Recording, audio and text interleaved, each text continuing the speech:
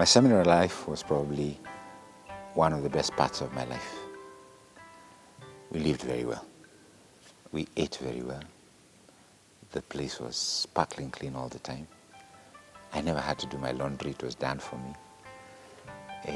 We had a wonderful team of formators who really took great care of us, were concerned about us. We had all those, every week you had to meet one of them to discuss about your progress in the seminary life. That was always very beautiful. The music in the chapel was something to behold.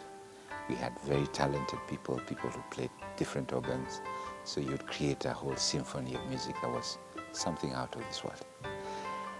Everything was very professionally managed and very well managed. And that's something I think I would love for our seminarians to experience, because it is something that it was nice.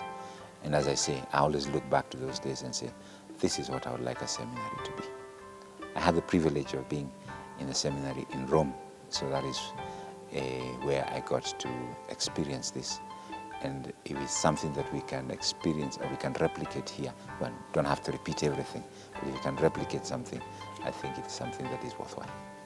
So that experience in Rome is something that it would be nice to, in some way, replicate in our local seminaries. It's an experience I think the local seminarians would have. And it's a privilege I had, which not too many have, to be able to enjoy such kind of seminary life. It impacts you in very many ways. It impacts you in the way you celebrate the liturgy. It impacts you in the way you set out the place where you stay and live, because you have something to, an image or a picture to refer to. It impacts in the way you just little matters of etiquette is something that it impacts you a lot. It impacts you in the way you relate to other people. You get to meet many people from many different parts, and that helps you also deal with them as you should.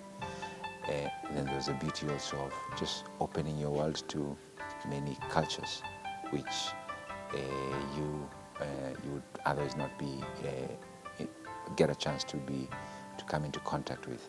And again, in the seminaries here, we also have people from very different cultures.